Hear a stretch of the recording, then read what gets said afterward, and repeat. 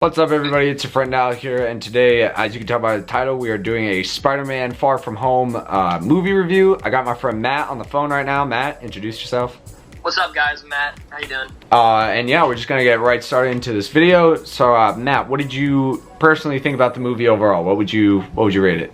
Okay, so Spider-Man Far From Home, saw it opening night, had to. I always go to the opening night once at midnight. Yep. Don't get me wrong, absolutely loved the film. Yep. But was a little confused for the first time, so I went to see it 2 days later for a second time, and a bunch of new ideas and theories entered my mind, and can't wait for what's coming next. Yeah, alright. What would you rate it, 1 out of 10? Overall, I mean, I would give it a solid 8, just like I did for the first one. Alright. I thought it was good cast. Did like the addition of Jake Gyllenhaal. That was very fun to throw him in there for the first half of the movie as a good guy. But then obviously, if you've seen it, things definitely turned. Yep. But yeah. Yeah, honestly, I would agree with that. I would say like 8, 8.5, like around there.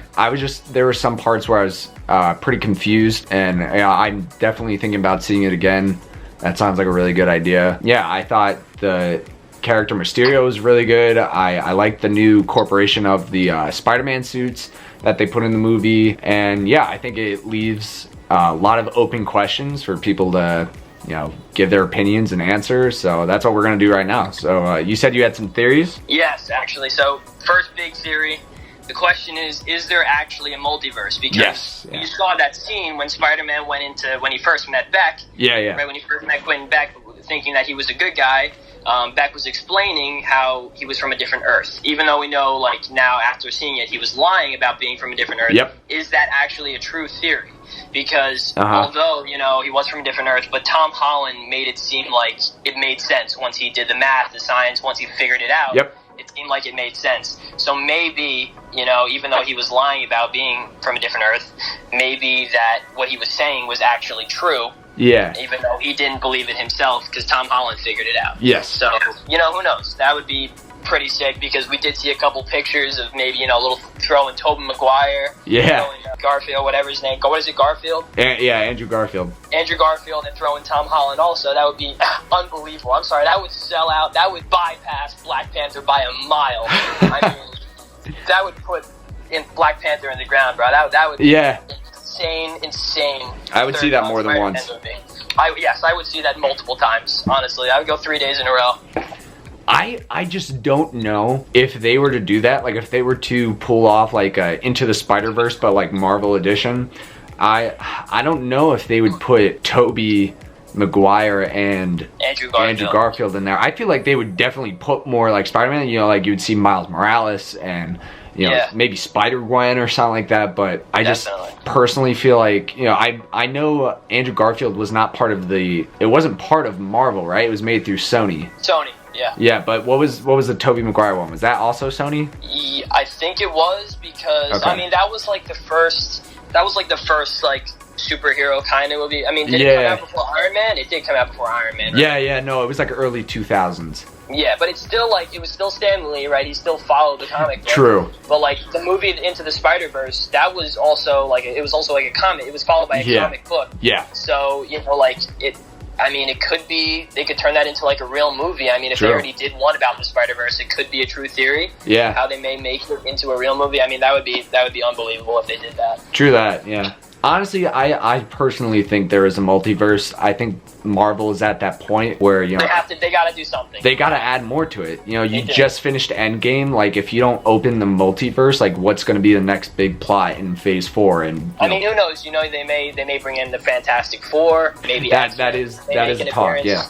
I was personally at the end of Endgame, for the credits, both Endgame and Spider-Man. I was looking for like an after credit scene with either Fantastic Four or X-Men or the Spider-Verse. That would have been sick. But actually, I wanted to talk about the after credit scene. So my question is, how long have we been lied to about Nick Fury? That's the question. How long have we been lied to?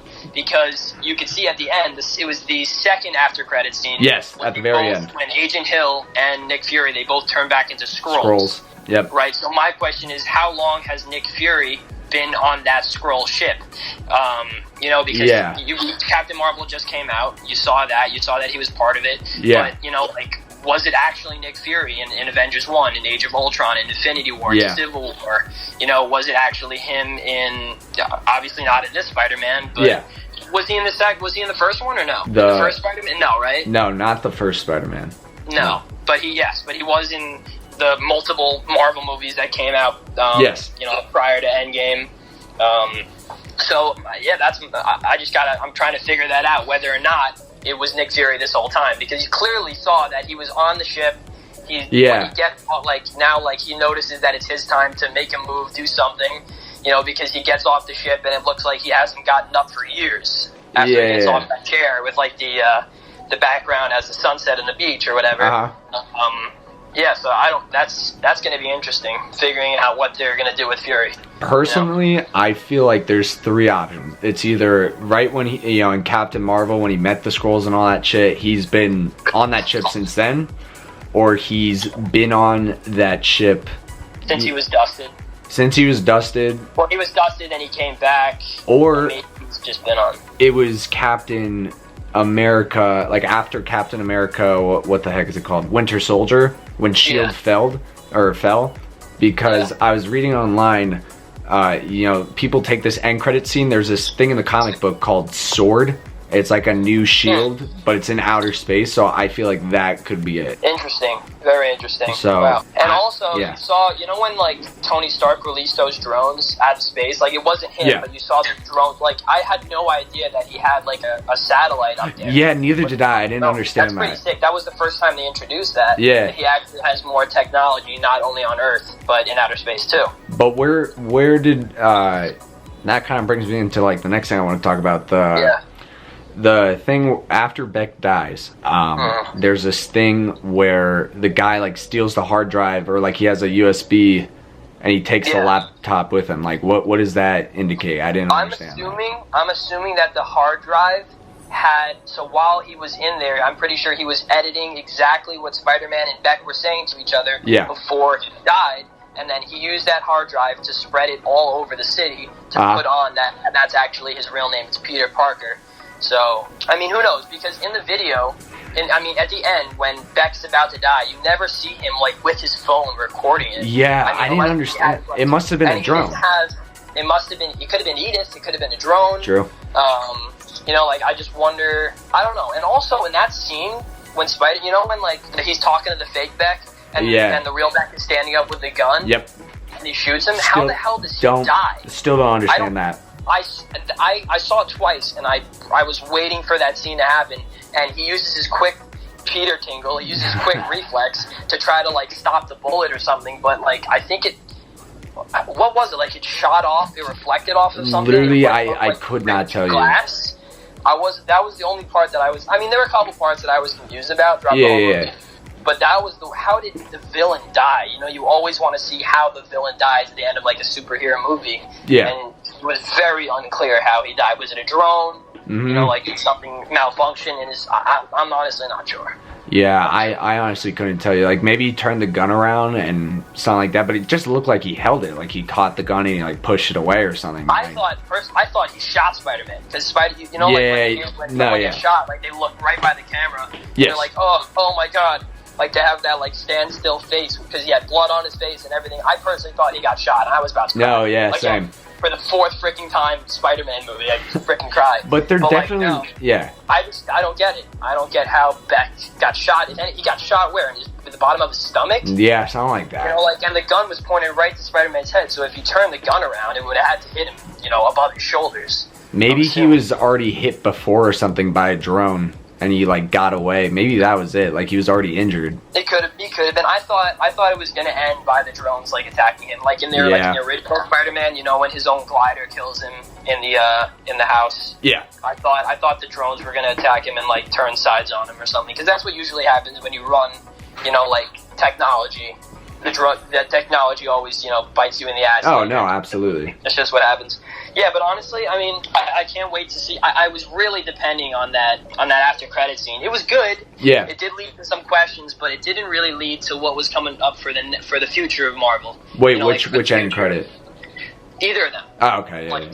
It honestly, I mean, the Skrulls a little bit. You saw with Nick Fury. Yeah. But I mean, the first Spider, yeah, they said his name and everything, and it was funny to have what's his name, Jameson on there. Yeah, dude, that made it from the original Spider-Man. That was very funny. Yeah. That was very funny.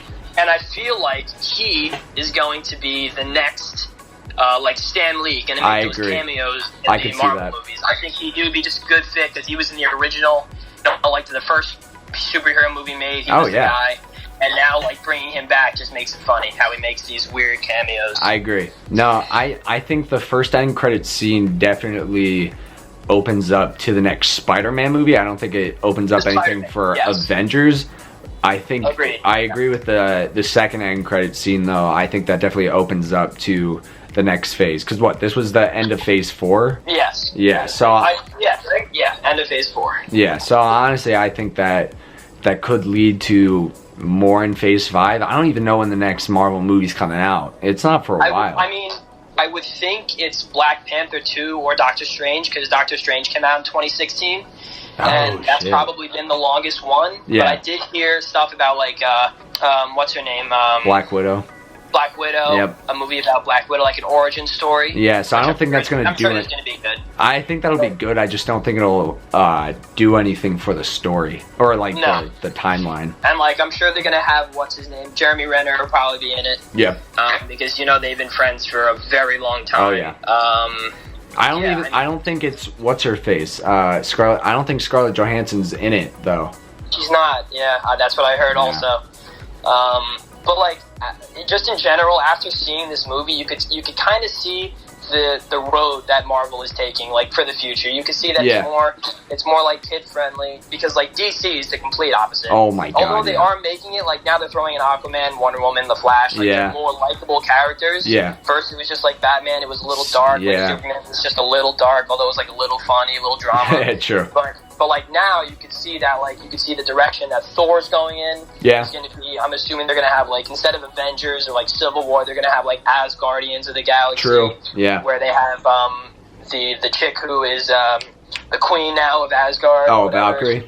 Valkyrie, who's a beast. But you can see that like in order to keep Thor alive, he's still on the contract. You have to change his character a little bit. Yeah.